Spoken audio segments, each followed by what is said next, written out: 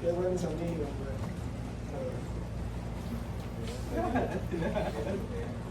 Para eso te llamo botella.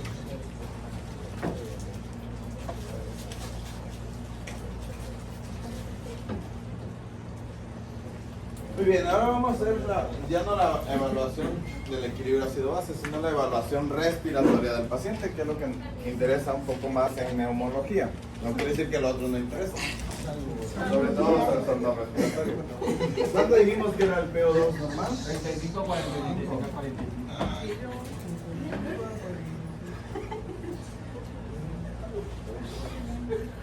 Vamos a ver que los pacientes que tengan mayor de 45 milímetros de mercurio, vamos a decir que tiene hipercapnia.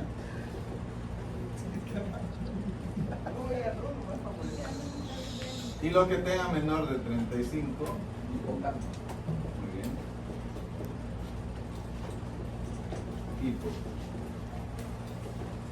Ahora, a este que tiene hipercapnia también podemos decir que tiene hipoventilación.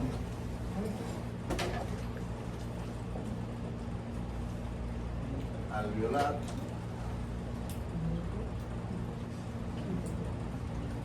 Y este que está abajo decimos que tiene hiperventilación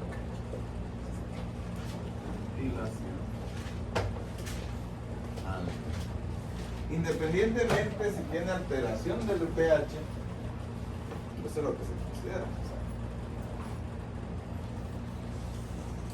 Acuérdense que el CO2 también se utiliza para lo que es el equilibrio ácido-base, pero independientemente del equilibrio ácido-base, si yo tengo un paciente que tiene alto el CO2, sé que tiene hipercapnia y por lo tal está hipoventilado.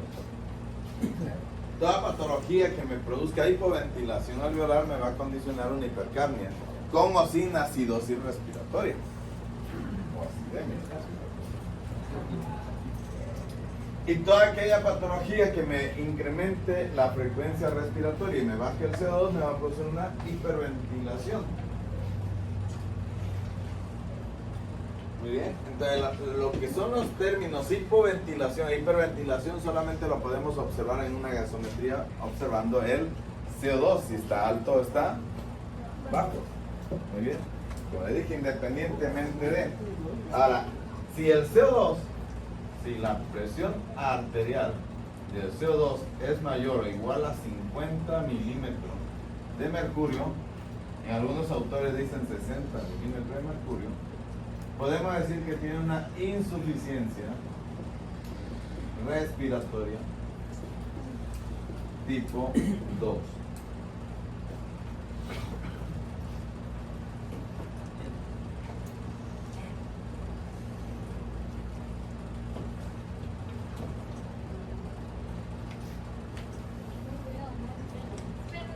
Entre 50 y 60. No. Mayor a 50 y... Mayor o igual a 50, nada más que algunos autores dicen mayor o igual a 60, va a depender de qué autor lean, pero a partir de 50 milímetros de mercurio yo puedo decir que tiene insuficiencia respiratoria tipo. Muy bien. Eso en relación al CO2 que se encuentra en la sangre.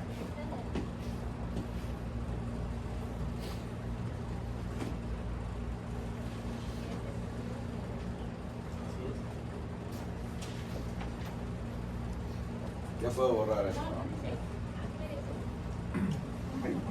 Bueno, me voy acá abajo. Ahí avanza. En relación a la PO2, ¿cuánto es la PO2 normal? 22 a 26. PO2, Ah, esa no. No, es de 80. 80 a 100. Muy bien. De 80 a 100 milímetros de mercurio. Ahora, una presión menor de 80, decimos que tiene hipoxia o hipoxemia. Y mayor de 100, hiperoxemia.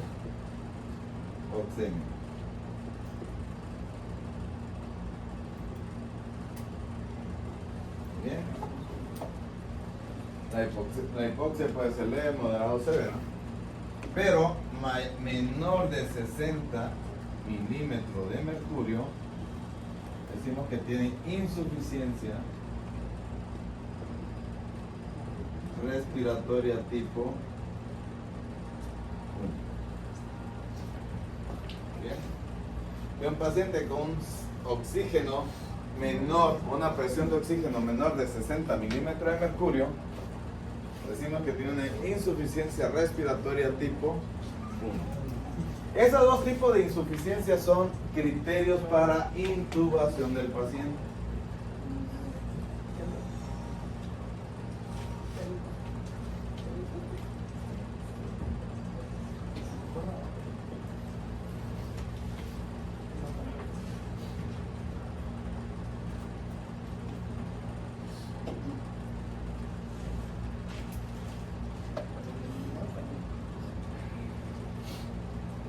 O sea, nada más existen dos tipos, por ejemplo, si no hay insuficiencia respiratoria, por ejemplo, que llegan a estar, o nada más son como criterios para la intubación, por ejemplo, si está arriba la PCO2 al mismo tiempo y la S. Esto se llama insuficiencia respiratoria tipo 3 o mixta. ¿Están las dos? Bueno, de hecho, la clasificación en sí, la insuficiencia, existe una que tal dice insuficiencia respiratoria tipo 3, que se presenta cuando es mixta, y la insuficiencia respiratoria tipo 4 en los pacientes quirúrgicos. Así se maneja. Pero realmente no existe como tal, nada más existen dos tipos de insuficiencia respiratoria. Si uno de los nada más está uno por abajo y el otro está todavía entre rango, no se tomaría para intubación. Sí, cualquiera de los dos. Cualquiera de los dos que esté por abajo. Cualquiera de las insuficiencias respiratorias, sea hipoxémica o hipercápnica, son criterios de intubación del paciente. ¿Puedo borrar?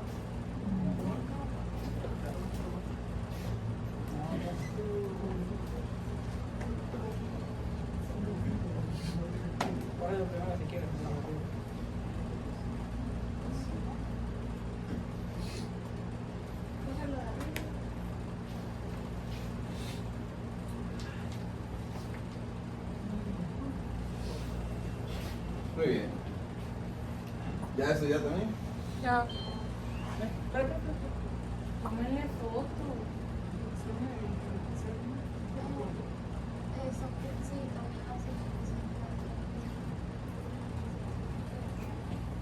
¿Ya?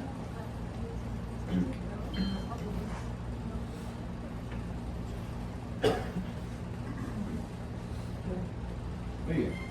¿Qué otra cosa vamos a buscar? Pues vamos a ver qué tan dañado se encuentra el pulmón. Primero vamos a ver cómo se encuentra lo que es el intercambio gaseoso.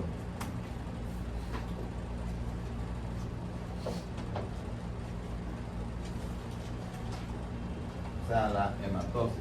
Para eso vamos a necesitar la presión alveolar de oxígeno y la presión arterial de oxígeno.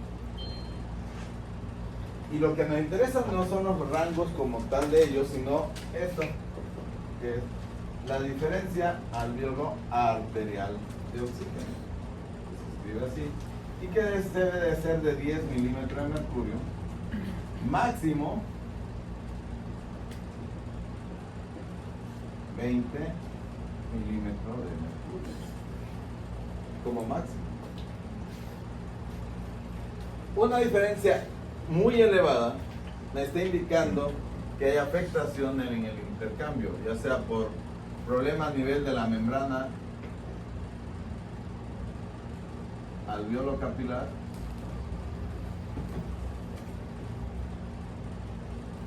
como neumonía, edema agudo pulmonar, enfermedad intersticial pulmonar,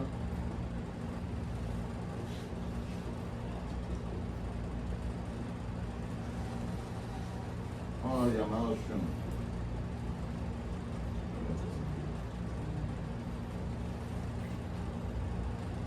Si nos da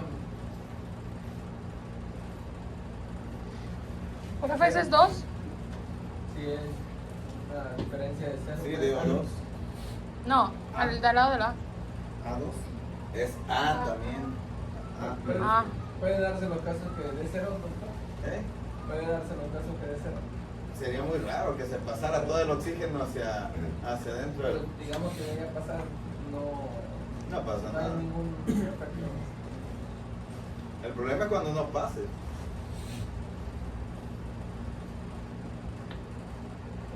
O sea, si nosotros tenemos una alteración en lo que es la diferencia alveolar arterial, me está indicando que no se está llevando a cabo la hematosis.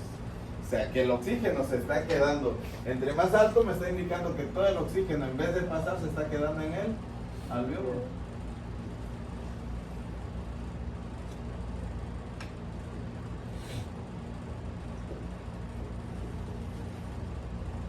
¿Cómo se mide? Vaya. Supongamos que usted le reporta una presión alveolar de 100 milímetros de mercurio. Pero en la presión arterial de oxígeno solamente le reportan 75. ¿Cuál sería la diferencia alveolar arterial? 100 menos 75, 25. 25. ¿Cómo está? Elevada. Muy bien, entonces ya me está indicando que el oxígeno no está pasando hacia la sangre, se está quedando en el alveolo. ¿Ya? Eso es lo que significa. Por lo tal, el intercambio es el que está afectado.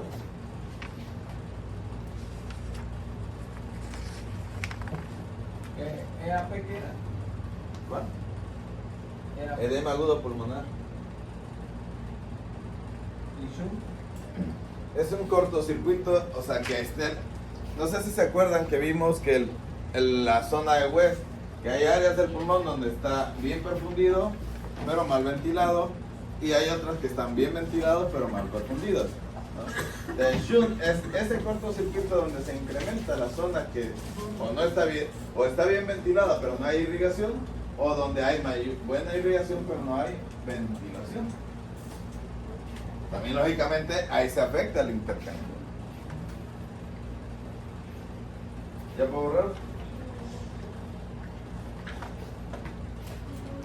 La evaluación respiratoria está mucho más fácil que la evaluación del ácido básico.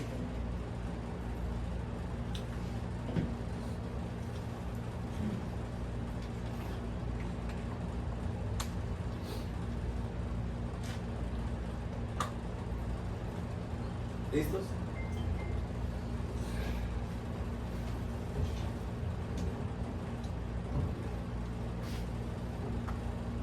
Vamos a continuar.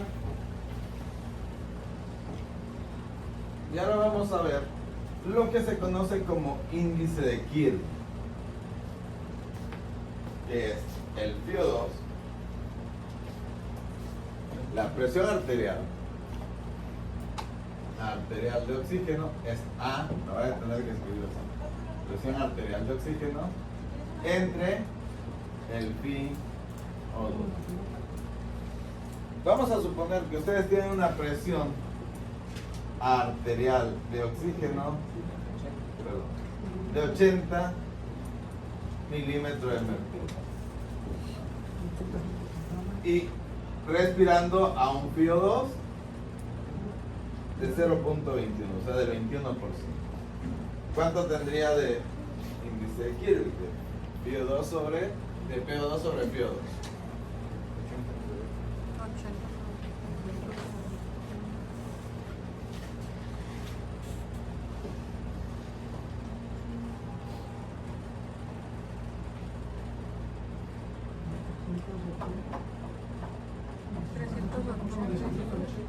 380. Lo normal de ese índice es mayor o igual a 300. Esto debe ser mayor o igual a 300. Se llama índice de Kirby. Índice de Kirby.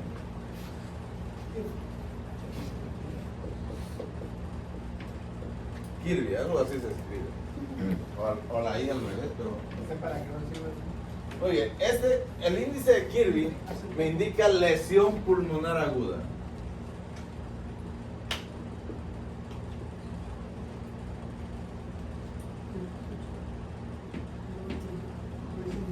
Si es menor de 300, ese paciente tiene una lesión pulmonar aguda. Menor de 300. Pero hay algo normal de 300. Me puede hacer me puede indicar el diagnóstico de síndrome de distrés respiratorio agudo. O sea, una de las dos. Una lesión pulmonar aguda, ¿qué quiere decir? Que mi paciente, por ejemplo, si tiene una sepsis y tiene un índice de Kirby menor de 300, me está diciendo que está fallando el pulmón, que tiene una lesión pulmonar aguda a consecuencia de la sepsis. Si a eso le unimos que aparte de eso está hipoxémico, tiene infiltrado en la radiografía nuevos que no correspondan ni a edema pulmonar ni a neumonía, ya tenemos entonces un síndrome de distrés respiratorio agudo. ¿Qué dijo que era ese, profe? El CD. Síndrome de distrés respiratorio agudo. Este que está acá, este que ustedes ven aquí, es como un sustituto de ese en relación, porque para este necesito una gasometría. ¿Ok? Para este índice, el de Kirby, necesito una gasometría. Así que en algunos estudios lo han ido sustituyendo por este, que es la saturación de oxígeno entre el FiO2. Y no necesito ninguna gasometría ni arterial ni venosa, sino simplemente con el oxímetro de pulso. Con el oxímetro de pulso me puedo saber más o menos cuánto tiene. Y aproximadamente es mayor de 400 lo normal.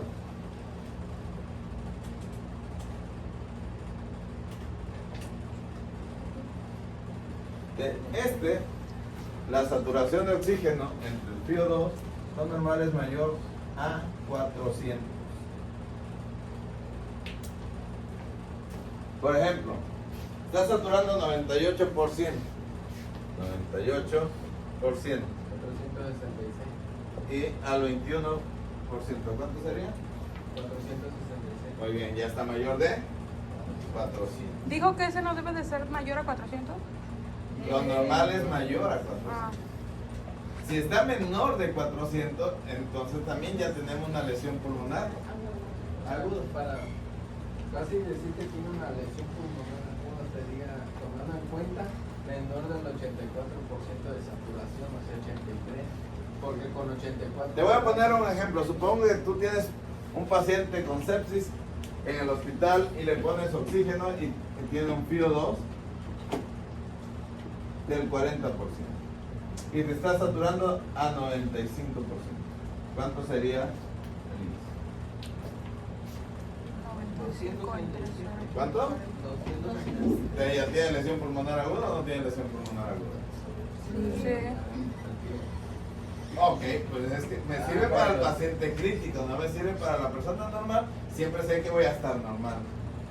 A menos que lógicamente que esté saturando bajo. Pero ¿qué le van a hacer a sus pacientes si está saturando bajo? ¿Qué van a tener que poner? Esos índices me sirven para determinar la gravedad de mis pacientes. Si el paciente sigue saturando bajo a pesar de que le ponen oxígeno, pues lo van a tener que intubar. Para eso pueden utilizar, si ustedes no quieren tomar una gasometría, puedo borrar todo, ¿verdad? Sí. Muy bien. De la saturación de oxígeno me va a servir también para determinar la presión alveolar de oxígeno. Perdón, la presión arterial de oxígeno. Pero para eso necesitamos aquí, que esta ya se la saben ustedes.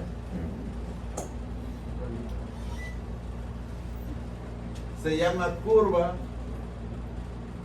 de disociación de la hemoglobina.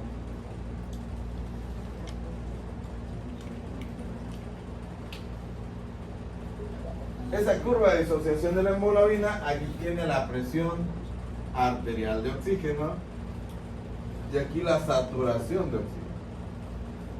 Y que me dice que si un paciente tiene mayor de 85 milímetros de mercurio, vamos a tener aproximadamente una presión alveolar de oxígeno de 60 milímetros de mercurio o más. Mayor de 60. ¿Sí? ¿Para qué me sirve esa curva? Pues para cuando yo le pongo el oxímetro de pulso, aunque no me sepa completamente toda la curva, toda la gráfica, sé que si tiene más de 85, mi paciente va a tener una presión alveolar de oxígeno mayor de 60.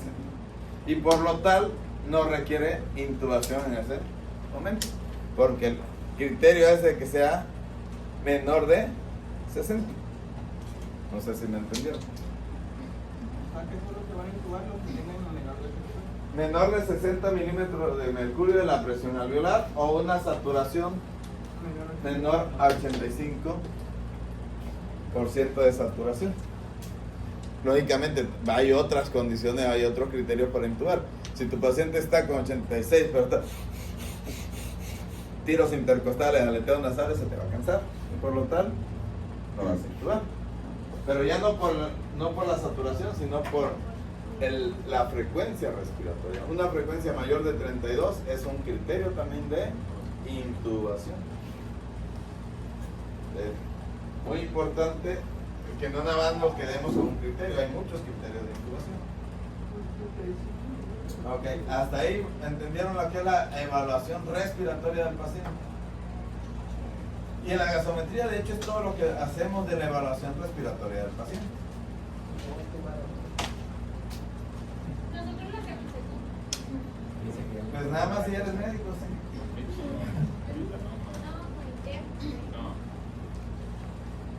Ah, ¿qué te gustaría, qué especialidad te gustaría hacer?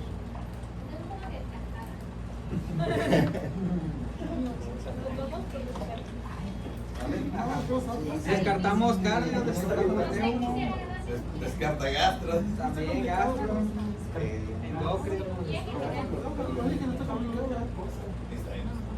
¿Quién es el pediatría? Mejor general. ¿Quién es? Cirugía. Cirugía.